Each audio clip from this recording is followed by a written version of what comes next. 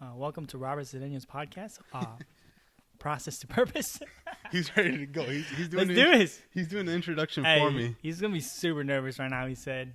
No, I didn't say that, Don. Don. It's going to be so much fun. My friends are right here. Guys, anyways, welcome to Process to Purpose.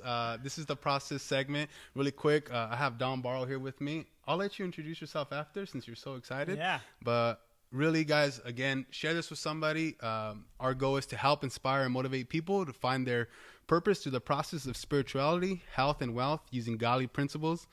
You can tell I haven't memorized it yet. And values to break through to the life that God has called you to live or called us to live. So, Amen, that's right. Hey, brother, thank you for being on. Again, today we're going to be talking about being faithful throughout the whole process, man. Are you excited? I'm pretty excited. All right, man. So, guys, this is my really, really good friend, Don Barro. Really quick, man. I'm just going to introduce our relationship. I started going to church maybe a little under 3 years ago, and that's where I met you. Yeah. Joined your life group. You came out in my wedding. Yeah, I did. So that was exciting. And cameo. yeah, and even though we're really different in many, many ways, we just always find time to hang out, and we're always, you've been like really a mentor in my life when I first started my walk, and I'm just truly thankful for the relationship that we have and the relationship with building and just what we're doing in the kingdom, man. So That's awesome.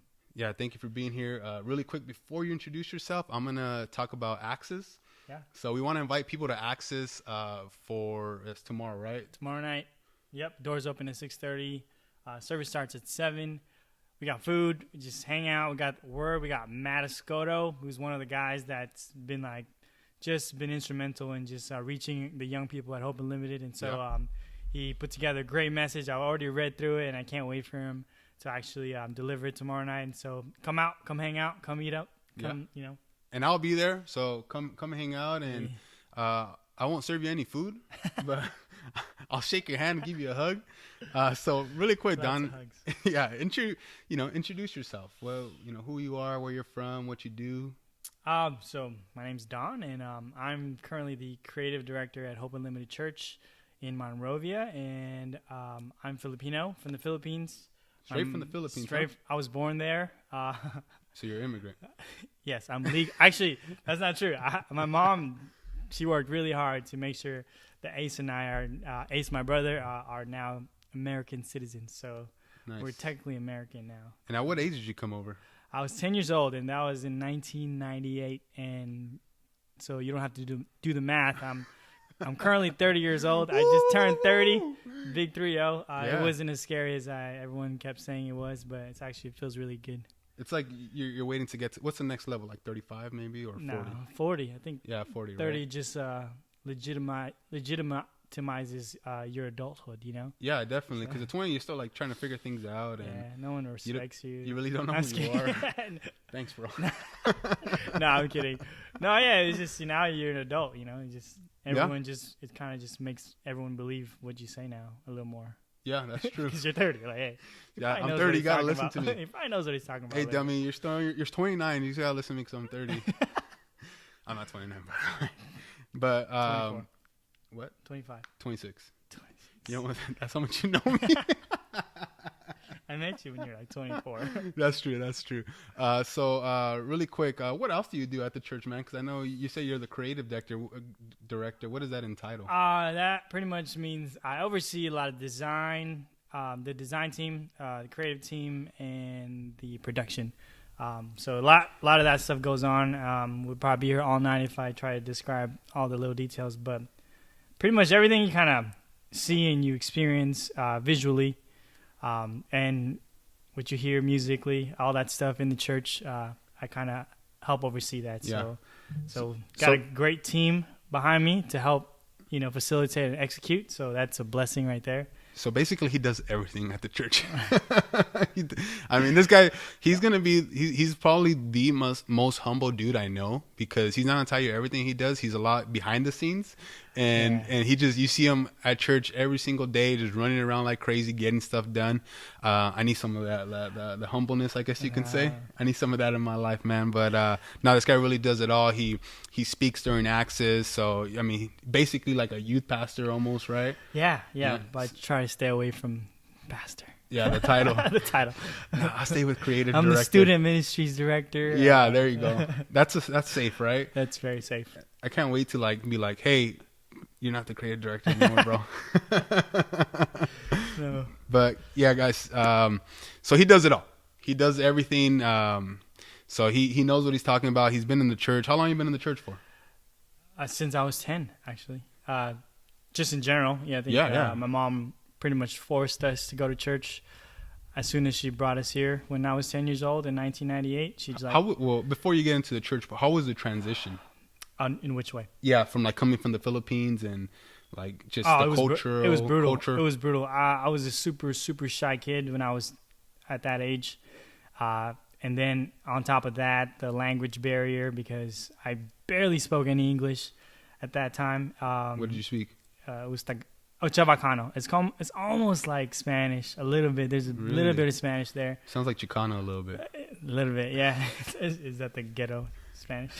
Chicano? No, I think that's like who you are. Like if you're like gotcha. American and Yeah. something they call. I think I'm a Chicano. I don't know, or maybe not. I think my parents are actually. Okay. I don't really know, bro, to be honest. But besides the language barrier, how was the transition was pretty. Yeah, just homesick. I was depressed for a lot of times when I was 10, but not like crazy depressed. I was just crying in bed, just balled up, Yeah, that's pretty bad. Yeah, it didn't feel that bad. I mean, I guess it did because I don't usually cry that much, but yeah, it was like that. But it kind of forced me to figure something else out, like because I didn't have any friends at that time. I didn't know how friends worked in the U.S. Because in the Philippines, you'd run out of your house and you see just a bunch of kids just playing everywhere all the time, no matter what time it is. And so you kind of just are forced to just, play. But here it was different. You got to schedule a play date, at that age. You kind of figure out friends. Yeah. And so I didn't know where anybody lived. And so I didn't know I couldn't just go over to someone's house, And you just had Ace, your buddy Ace. Yeah. And so it was very depressing. You're like, I don't want to hang out with Ace. I've been hanging out with him forever. Yeah, I know. So, okay, that's pretty cool, man. Yeah. So, and now going back to how you grew up in the church, your mom took you guys all the time, and how was that? Yeah, so every Sunday we had no understanding of why our mom woke us up super early every Sunday. We pretty much just sat there the first couple of hours because she was serving on the worship team. And so that was really cool to see in a sense now looking back in hindsight. But back then it was kind of like, and plus she made us wear these matching outfits every Sunday. So we'd have suits and all these things. And so we were the funny looking kids from the Philippines. Yeah. Awesome. And so all these white kids, they didn't want to approach us. So and it's funny now because if you see him now, him and his brother, oh man, they're like the most hip people in the church. Oh my gosh. You know what I mean? So you look at Ace and Don and you're like, all right, they know how to dress. Yeah, because we were scarred for life, Yeah, definitely. Pretty much. And so we learned a lot, and at the same time, because we felt like the kids weren't as friendly to us being outsiders in a sense, now we kind of go out of our way to make sure everyone who's new feels uncomfortable, or we go out of our way to actually greet them at church because we know how we felt, and so we don't want anyone else feeling that same way. And so, if you see us at church, we're very friendly and really approachable, and really definitely. approaching to a lot of, especially the young people. Yeah, definitely. Because that's really where it starts, I never actually thought about that because I've always seen you and Ace, and I remember seeing Ace when I first came to the church the first time, and I won't share the story that I have. Do you remember this story? I know this one. That's okay. We'll save it for another time. Maybe when Ace This one is juicy. Yeah, let me just say that. It is pretty juicy. It's but TMZ status. Yeah, it was pretty good. And I thought Don was Ace at first. Oh, gosh. Yeah, and then so I was like, man, I don't even like that guy right now. But you were also not in a good place when you went the first time. yes, yeah. And so it was just all bad, but yeah, no, I see it. I see where their heart's at. And I'm sure that all came from going to church and, being planted in the church when you were growing up. Yeah. And it was with Pastor Glenn. Pastor Glenn and Darlene, yeah. Wow. The name of the church at that time was Pillars of Faith. And we merged with New Beginnings Family Church in 2007. So all 9 years we were there, graduated high school. And then when I graduated in 2007, the merge happened in June of 2009. So boom. So I'm sure all that has contributed to your life, right? Just being in church and growing up around these people. And well, not to say these people, but around Christian people, right? Godly people. Yeah. And so I mean, we all know that you're the creative director now. You know, your hands are pretty much everywhere in the church, and but we also want to know, you know, it took a while to get there. So, you know, maybe if you can share the process that you were on, because, you know, you didn't come to be the creative director right away. It's not like here Don, here's just a job, right? And you didn't just come to, you know, being almost like the what do you say, student ministry leader, director. So like none of this was just given to you. You had to work for it. You had to work really, really hard and put everything you had into it. So maybe if you can just share with them like those moments before the struggle that you might have had, what you went through. And I think we go pedal all the way back. So in the Philippines growing up, it's really different, you know. Here living in California, in LA, you have this kind of sense of I can do anything type of idea, where if I work hard enough, like everything's pretty much reachable, you know? Yeah. Like if I want to be a firefighter, if I want to be a rapper, if I want to do music for... So you want to be a rap superstar? I'm not a rapper. You know, it's very reachable. In the Philippines, you know, you watch TV and you see all these movies. You can only kind of just dream about it, but not really... And you kind of understand that it's not possible because, you know, it's pretty much a third world country. Yeah. So moving here, you know, my position was shifted, but my thinking was still the same. You know, really it just, you know, I just felt like I just kind of go to school and see what happens, you know? Yeah. And it wasn't until high school when I felt like, oh man, that pressure of I really got to figure something out. You know, it's how you become a nurse, right? No way. There's too much work, too much schooling. That's for sure. I hate school. I hated school. Although I was very good at it. I was very good at it until freshman year, when homework became too overwhelming for me. Writing essays, reading textbooks, and just books. I hate that stuff. So, I learned that they're very important, but I still kind of hate it. So I graduated high school, barely graduating high school. I landed a full-time job at an office, and so I was blessed to do that for a year and a half. Kind of put off the whole idea of trying to have to figure out what I got to do for my life. So you're racking in some money. Yeah. So I was like, for the first time, I was able to afford something, you know. So I got my first car when I was 19. It was a 1995 Honda Civic Coupe. It's my dream car, you know, two-tone. So like it'll shine in the light? No, like the hood was not painted. Oh. And it was red too, so that was the best part. How did I know it was red? I was just thinking, like, when you said that, I was thinking, like, bro, it had to be red. Yeah. It was funny. I got it for $800. Oh. Yeah. Deal. That was a deal. It got stolen because I made it look so nice. Yeah. You know, it got stolen after a year. It was a challenge. It was, yeah. It was very sad. Anyway, graduated high school. I got fired from that job because I kind of cheated the system a little bit. I learned how to go around the program in a good way. I wasn't trying to cheat. I just learned how to get around stuff, and so you wouldn't have to do too much work. Yeah, I would have too much. But then I actually ratted on myself because I said, "Hey, I learned how to do this," and they're like, "Oh, you're fired." That's how it happened. Not supposed to do that. Yeah. And so that's kind of what happened. And so that's really when I kind of rock bottom. Because after that, I really, really had to figure something out. And I was like 2 years out of high school, 2 years I've lost instead of being in college, you know, trying to get closer to maybe a degree or diploma, you know, something.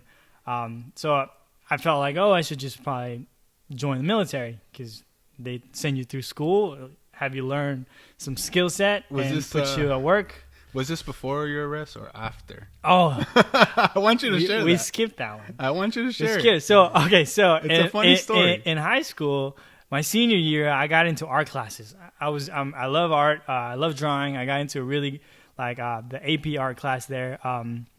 But so I met one of my friends there, and he was into graffiti. So he was a good influence. It was very You know, he expanded my your reach. My reach with art. You know, he challenged me, and so I was like, dude, he challenged me. I was like, dude, let's go. And so we started buying spray cans and did graffiti for a while, and got into that. And then just one school day was a half day. We went to Walmart, started hitting up this wall after we got paint cans, and then helicoptered just start flying on top, and all I heard was, "You can run, but you can't hide." And it just got like, what? Like that's stuff you hear at the movies, like in the movies, like it was real life. So I was, it was a fairly long police chase with me on foot. It was pretty fun. He was fast. Yeah, I was a lot skinnier back then and a lot more agile. And so right now you look good though, bro. You're like a little like solid Samoan. Oh, thanks. Thanks, man. I'm trying to lose weight. I actually dropped down, bro. No, I believe it. I'm on 174 right now. So we're in a weight challenge. Yes. I know this is a little off track, but we're in a weight challenge, and this dude, I don't know how he does it, but he looks good. He eats basically whatever he wants. Dude has arms like, I work on my arms all the time, and I have nothing, and this dude just shows up, dude. So, all right, back on track. Back on track. Thank you for the compliment. Yeah, you look great. Whatever. I'm still gonna win. I wish I could see everybody's comments, bro. I know, that would be good. I know. Just try that for next time. I'll help you with that. Yeah, usually I flip it around, Oh, gotcha. So this guy knows how to do all this stuff. I'm kind of just doing this on No, this is cool. Yeah. He's like, hey, there's this thing called something. I'm like, no. He's like, it'll make it easier for you. I'm like, thanks. That's why I came, so you could just help me.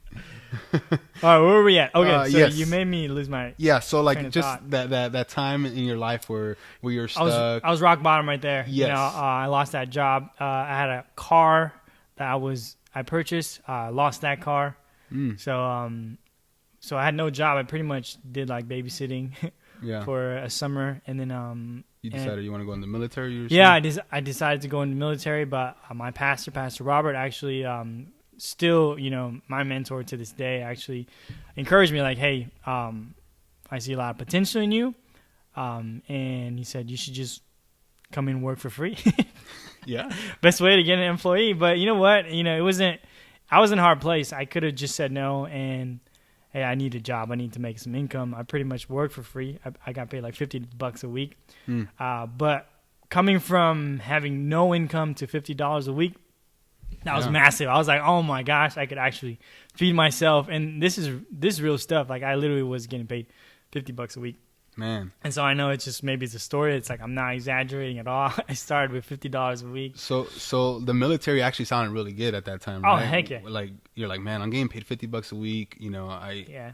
I kind of feel like a lot of people who are in that situation, they kind of just like, I don't know what I'm gonna do in my life. Yeah. I'm gonna go into the military, which is not a bad thing. It's right. Really not. Serving your country is awesome. Yeah, it's amazing. Yeah. And and a lot of people actually need it. They need that discipline. Yep. They need all that good stuff. And but what I took from that is Pastor Robert seen something in you. Yeah. Right. So can you just talk a little bit about your guys' relationship?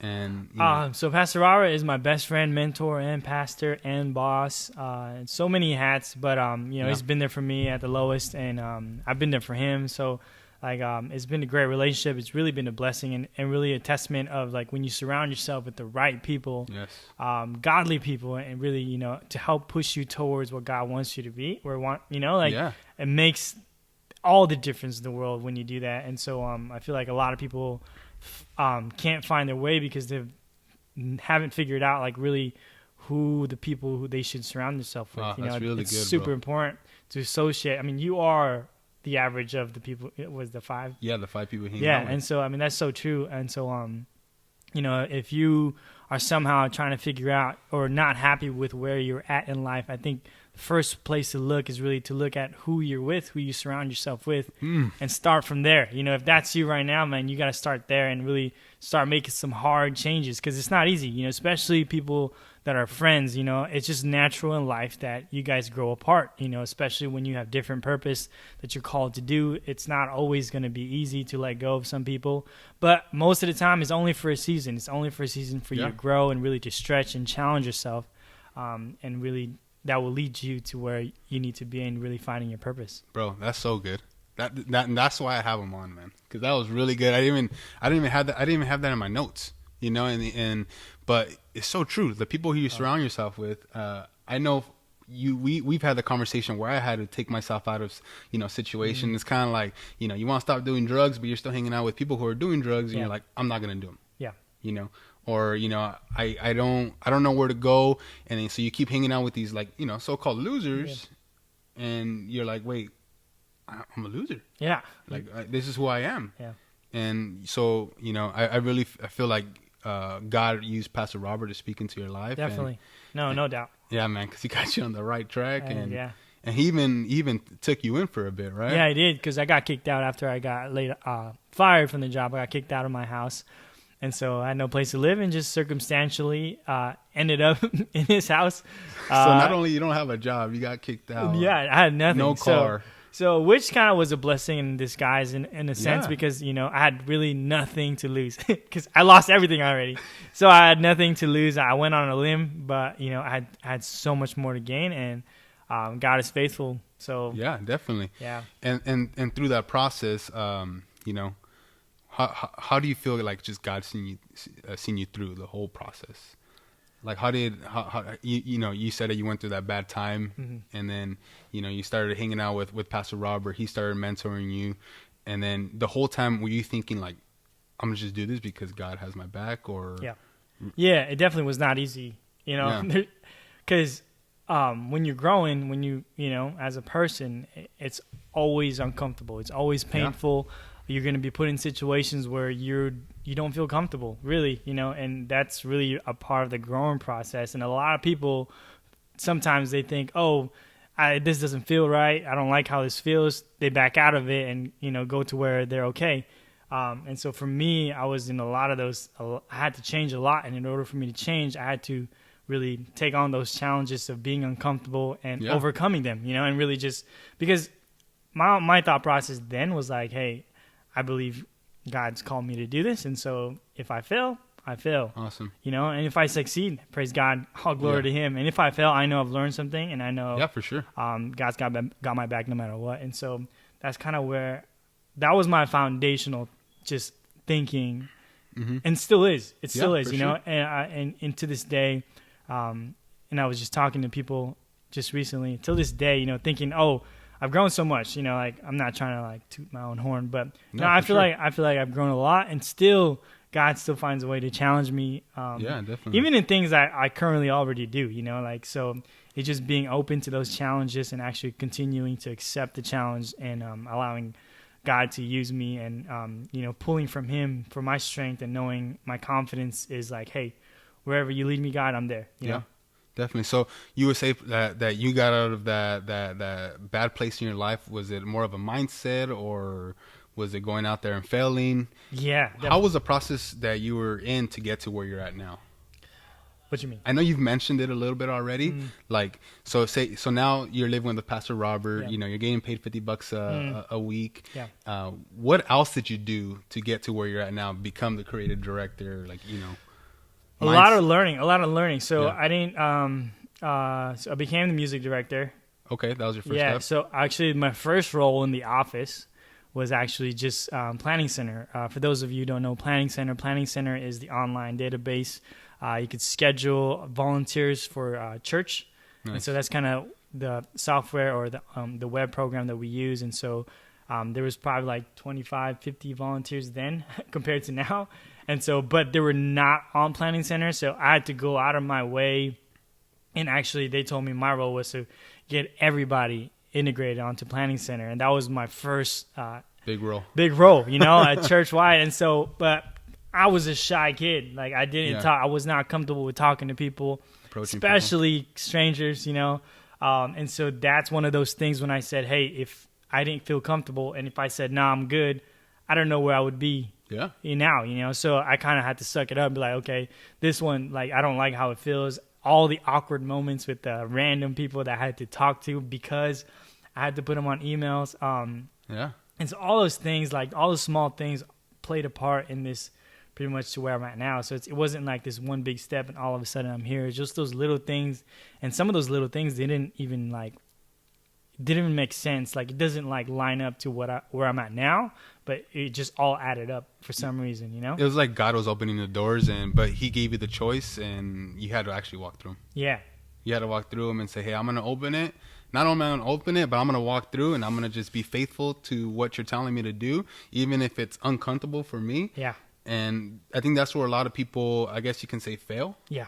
because God gives them the opportunity. God opens the door, and then they're asking for it, right? They keep asking, God, please help me. I need this. I need that. You need to help me with this. But and God's like, bro, like I've been sending the boat. I've been sending the airplane. You know that story where definitely. Someone's stuck on the roof and they're asking God, no, God's gonna save me. No, God's gonna save me. It's like, bro, I saved you. I tried saving you 3, 4, 5 times. You know what I mean? So, man, that's really good, bro. That's really awesome. Thank you for sharing that. And again, guys, I'm here with Don Barro. I'm gonna just bring up Access one more time, for sure. Or maybe not one more time, but I'm gonna bring up Access, guys. We have Access tomorrow. Doors open at 6:30. It's for the youth and young adults. Super awesome. They have like treats and we got food. We got full on meal. A lot of fellowship. Desserts, elotes for sure. Ooh, elotes. So join us tomorrow. I think we have one last question. That's it. No, we might have more actually, but I'm starting to enjoy it now. Yeah. It's not as bad as you thought. Huh? No. When I first asked him, he's like, "Bro, I'm not comfortable in front of a camera." I said, "I'm the first Asian on his podcast." Yeah, first Asian. That you are. Some people not the smartest, but some people had it. Never mind. We'll go. Never mind. That's between us. So what season? What season are you in your life now, man? Well, this is something I haven't mentioned, but just got married. Yeah, I know. Just got married in February, so that's like the notes like way up here, bro. Massive season with my beautiful wife Jordan. Woo! Hello, this is like brand new to me. I'm still learning how to be a husband, a proper husband, a better husband for sure. Yeah. And then there's a lot of things going on with Hope Unlimited right now. You know, with the Spanish service that we just added, with the new locations that were just merged with in Inland Empire. So managing all of that, you know, now we're not just managing one campus, one location, it's multiple, and how to make that all cohesive, plus all the ones, making sure we match all the ones in India and Australia locations. And so so it's a lot of stretching, you know, there's a lot of work. I think I'm definitely in the season of like building more teams, that's for sure. Cause, delegating. Yeah, delegating. You like that word? I do. I love it, man. Delegating. That's, talking about it all the time. Delegating is number one, like right now, really executing delegation properly, you know, setting my team members for success and not just like, hey, figure this out, you know? Yeah. And so all that stuff, I deal with a lot of young people, like 18, 19, 20, 26. That's good. Yeah. No. So it's just learning how their mind works, because, you know, definitely when I was that age, my headspace was at a different place. And so, but I was also wired a little differently. So I can't treat them like I would treat myself when I was 18. So learning all that, it's pretty tough and frustrating, but yet super.